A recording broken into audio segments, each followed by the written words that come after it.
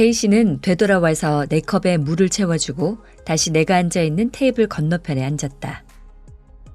존, 주방에 갔더니 마이크가 이야기를 하나 해주더군요.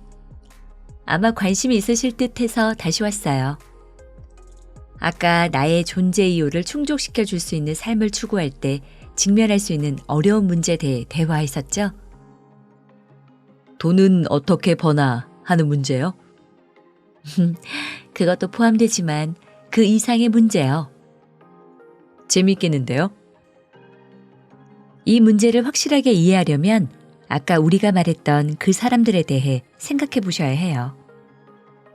자기 일에 엄청난 열정이 있는 사람들 말인가요?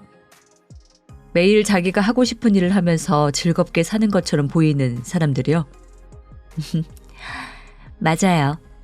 그들한테는 뭔가 다른 점이 있지 않던가요? 맞아요. 그 중에 세일즈를 하는 분이 있는데 존, 그 사람들이 하는 일보다 좀 더 큰 범위에서 한번 생각해 보세요. 그런 사람들에게서 전반적으로 발견할 수 있는 공통점이 있지 않나요? 그게 뭐죠? 나는 뒤로 물러앉아서 잠깐 눈을 감았다. 그리고 그 사람들을 머릿속에 그려보았다. 아까도 말했지만 그 사람들은 진짜 행복해 보여요. 자기가 하는 일을 정말 좋아하고 삶 자체를 즐기는 것처럼 보인답니다. 그리고 자신감도 넘치죠. 허세를 부리는 것하고는 달라요. 모든 일이 자기가 원하는 방향으로 진행될 거라고 확신하며 사는 것 같다고 할까요? 좀 이상하게 들릴지도 모르겠지만 또 하나 발견할 수 있는 특징은 이 사람들이 모두 행운아란 점입니다. 무슨 말이냐면 이 사람들한테는 좋은 일, 예상치 못했던 행운이 많이 따라요. 예를 들면요? 지인 중에 광고계에서 일하는 한 여성이 있습니다. 아까 앤과 얘기하다 보니까 앤도 광고 쪽에 있었다고 하던데 좀 안 맞는 얘기일지도 모르지만 어쨌든 이 여성은 큰 거래처를 하나 잡으려고 무척 애를 쓰고 있었습니다. 어떤 거래처였는지 지금은 기억도 잘 나지 않지만 어쨌든 아주 큰 거래처였고 여러 사람이 그걸 따내려고 시도했지만 모두 실패한 상황이었습니다. 그 회사를 잡아야겠다는 결심을 굳히고 나서 프레젠테이션 발표를 준비하고 있는 와중에 그 여자는 오랫동안 연락이 끊어졌던 대학 동창에게서 전화를 받았답니다.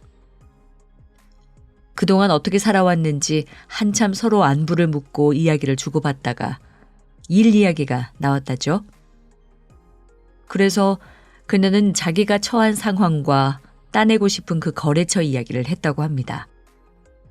그런데 바로 그 회사에 동창의 다른 친구가 다니고 있었던 거예요. 몇 번 더 전화 통화가 오간 후 동창의 소개로 셋이 함께 만나 저녁을 먹는 자리가 마련되었습니다. 그리고 몇 주 후 그 여성은 마침내 그 거래처와의 계약을 따냈습니다. 이런 예상치 못한 행운이 생기는 거예요. 정말 운이 좋은 사람 아닌가요? 그 사람들이 운이 좋은 이유가 뭐라고 생각해요, 존? 나는 물을 한 모금 마시며 답했다. 글쎄요. 잘 모르겠어요. 한편으로 생각하면 그냥 우연인 것 같기도 해요. 그래도 그런 우연 역시 자기 일을 진정으로 즐기며 사는 사람들에게 일어나는 것 같아요. 그들이야말로 정말 자신의 존재 목적을 충족하는 일을 하며 살아가죠. 얘기하고 보니 이런 사람들에게 항상 행운이 따라다니는 게 어쩐지 당연하게 느껴지네요. 케이시는 웃으며 나를 쳐다보았다. 그들에게만 행운이 따라다니던가요, 존? 당신한테는 그런 일이 없었나요? 나는 다시 한번 더 의자 깊숙이 앉았다. 그러고 보니 그런 적이 있었던 것 같네요. 희미하기는 하지만 내가 진정으로 원할 때 예상하지 못했던 일이 일어난 적이 있었어요. 존, 그 순간을 기억해낼 수 있다면 그 두 가지 사이에 연관 관계를 찾아낼 수 있을 거예요. 그러니까 바로 그런 때가 곧 내가 원하는 일을 하던 순간이었단 말씀인가요?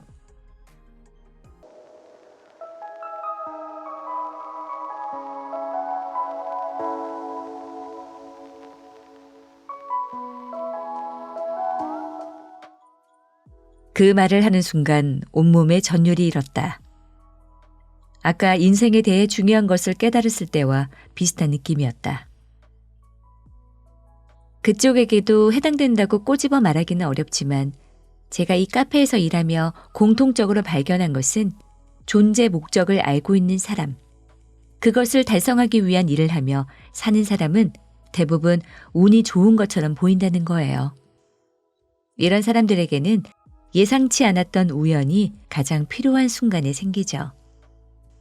이 주제에 대해서 여러 사람한테 질문을 던져본 적이 있는데 사람들은 그런 순간이 존재한다는 데는 동의하면서도 정작 그 원인은 잘 모르는 것 같았어요.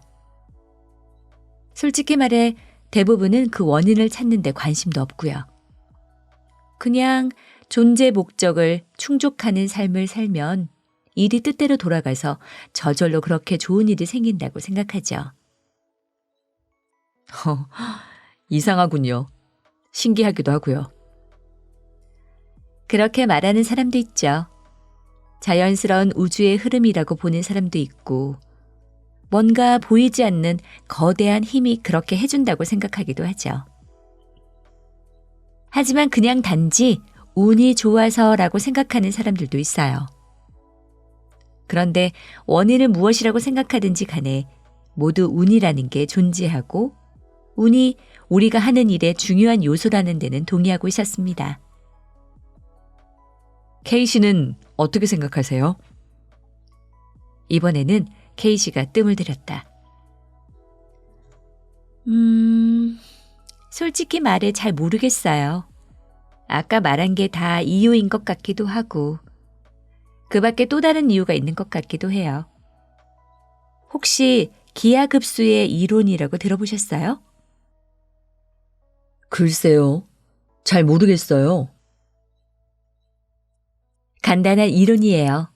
예를 들어 볼게요.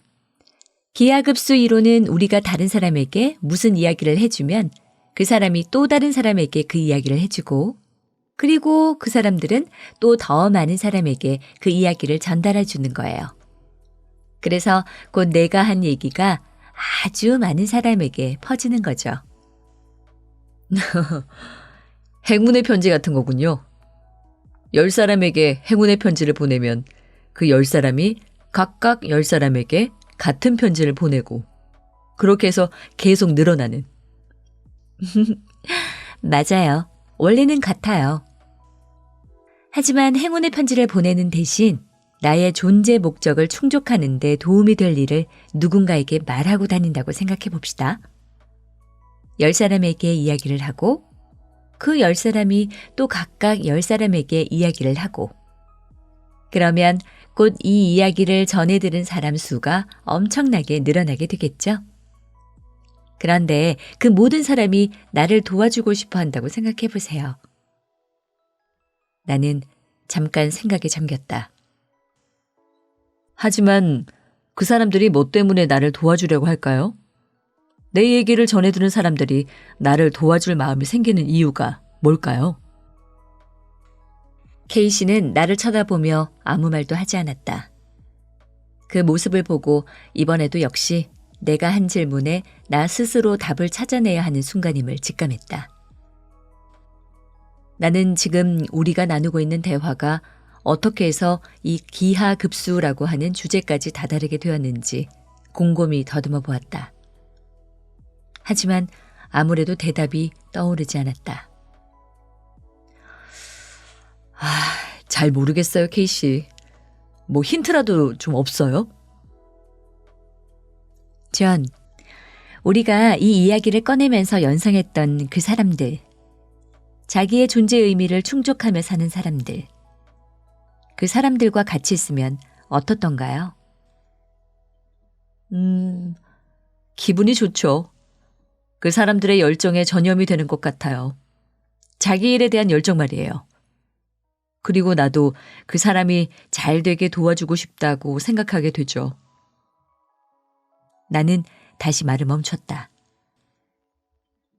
아, 저런 케이씨, 이게 바로 답인가요? 그런데 이것만으로도 내가 원하는 것이 다른 사람들에게 전달된다는 게 설명이 될까요? 존, 방금 그 사람들의 열정에는 전염성이 있어서 도와주고 싶은 마음이 든다고 하지 않았나요? 그럼 자신이 직접 도와주지는 못해도 도움이 될 사람을 알고 있다면 그 사람에게 연락해 보지 않을까요? 당연히 해볼 겁니다. 그 열정 때문에요. 그 사람들은 정말로. 나는 적절한 단어를 찾기 위해 잠깐 뜸을 들였다. 자기가 원하는 길을 가고 있는 것 같죠? 맞아요. 비슷해요. 정말 자기가 원하는 길을 가고 있는 것 같아서 도와주고 싶어져요. 그렇다면 상대에게 도움이 될 수 있을 것 같은 사람에게 말을 전할 때 어떤 식으로 하나요? 상대가 내게 말할 때 느꼈던 열정을 그대로 담아 전달합니다. 전염되는 거죠. 이야기하면서 그때 그 감정이 그대로 느껴지길 바라면서요. 그게 바로 아까 우리가 찾던 답일 거예요.